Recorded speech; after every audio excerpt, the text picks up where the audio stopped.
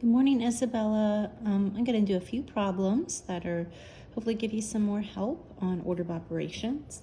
All right, whenever I have a problem, I always write down the steps. I write PEMDAS, and I like to write it like this because it shows me that parentheses goes first, exponents if I have any, then multiplication, division are on the same step, and then there's addition and subtraction that are on the same step. These are the two steps where people have difficulty because they think multiplication should always come before division, but that's not true. It's how we read it left to right. Same thing for addition and subtraction. So when I look at a problem like this, I don't have any parentheses, so I skip over that. I don't have any exponents, but I do have multiplication, here we go, and division. So sometimes people would try to solve that one first, but in this problem, you have to do the division before you do the multiplication. So 12 divided by 3 is 4. And then I like to rewrite everything down that I haven't used. So I use this, 12 divided by 3. Now I need to write plus 4 times 5. And now there's multiplication. So I'm going to solve 4 times 5, which is 20. And then finally, I'm going to add 4 plus 20, which is 24.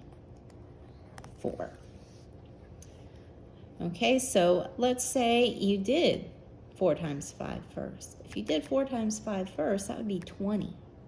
And then, in this case, it actually works out. But that may not always happen.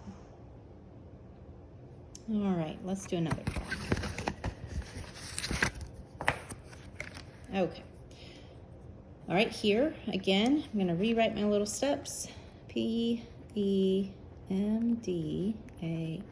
The way I've always remembered it is please excuse my dear Aunt Sally. All right, so I've got a division. I know it's kind of hard to see. And I have multiplication. Do the division before you do the multiplication. So 9 divided by 3 is 3. Then rewrite the 3 times 5 and the 36. All right, then 3 times 5 is 15. And then plus the 36. And then that would be 51. All right, let's see what would happen if we did the multiplication first on this one. So this would be 3 times 5, which is 15. And then if you tried to divide 9 divided by 15, you'll come into a fraction. And we typically don't have problems like that. You're not going to end up with weird numbers or remainders whenever you have order of operations, at least in 5th grade. All right, so this one you have to follow the order of operations. All right, here's another one, and it has a set of parentheses.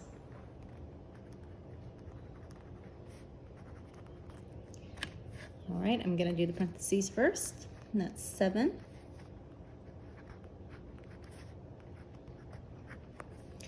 All right, and then 5 times 7 is 35, and then minus 4. Okay, and that would be 29. Oops, not 29, 31. Okay, all right, so hopefully that, oh, I've got one more. All right, we've got more operations, so please excuse my dear Aunt Sally.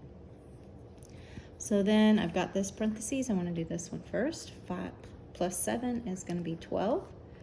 And watch how I write everything out beside it. Okay, that just helps me keep it organized. I think of like it's multiple problems in one. So once I've solved that, I have a new set of operations I have to solve for. So I don't have any exponents, but I do have some division. So I want to take care of the division first. 12 divided by 6 is 2. All right, now I'm left with just subtraction and addition. So this is a step 2. People might get it mixed up. you want to do the subtraction before you do the addition. And just work your way left to right. So 24 minus 2 is 22. And then plus 8 is going to be 30. All right, so hopefully that helped you out. Have a great day and good luck at swim practice.